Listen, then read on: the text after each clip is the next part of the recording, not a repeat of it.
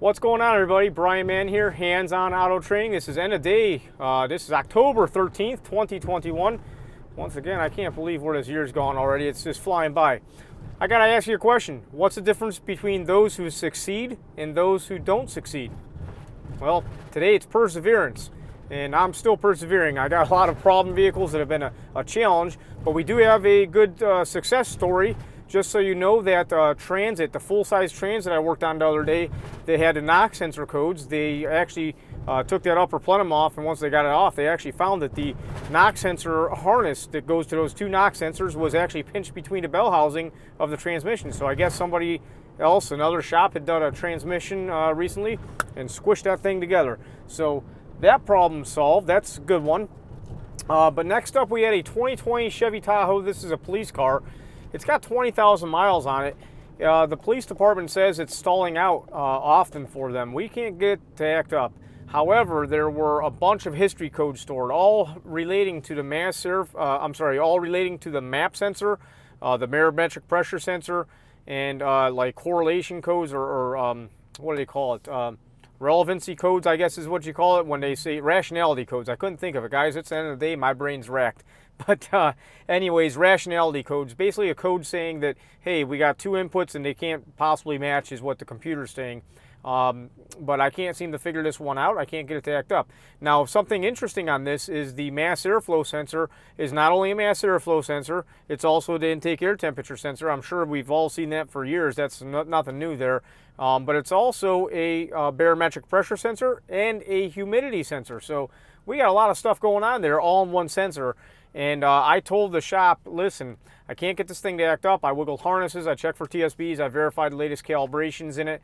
I've tried to, duplicate problems. I actually followed the flow chart for a couple of codes we had, and I got nowhere basically at the end of the flow chart. It's intermittent.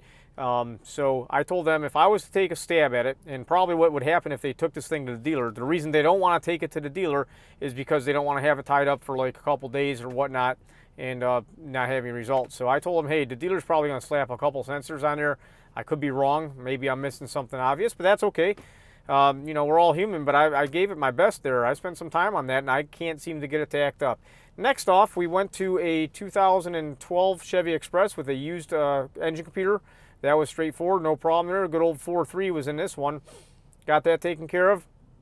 After that, I went back to my Malibu, the 2016 Malibu that had the wrong transmission in it from last week.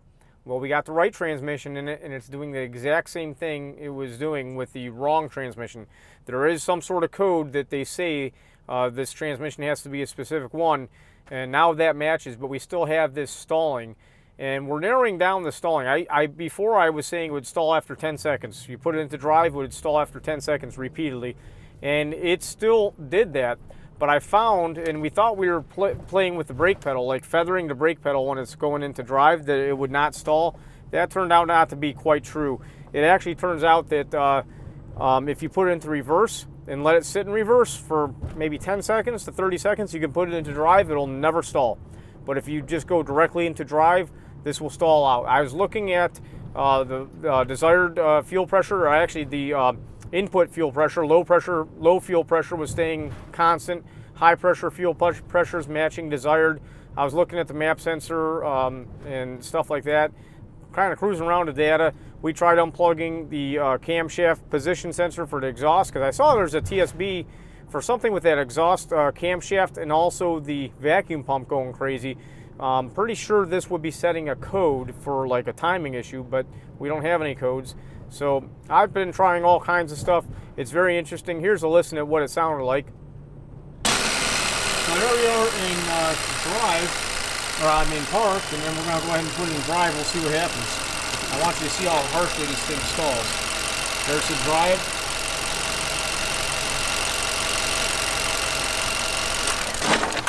And that's what we get, a good solid clunk. Now, so guys, when you have a tough day, what do you gotta do? Keep on going, don't stop. You gotta go home, relax. That's a good thing. I have a feeling I'll be thinking about these vehicles all night. That's just how my brain works, but I hope everybody else is doing good.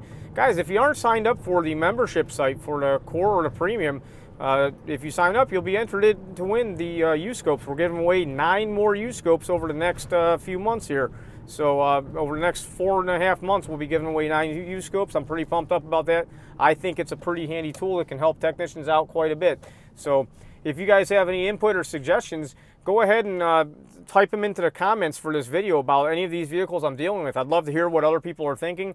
There's a good chance maybe I might have done it. Maybe it's something that I haven't thought of, and I'm all ears. I want to learn how to do my job better, and I see people responding to some comments right now, so on something else. But you guys have a good evening. Thank you for watching. Bye-bye.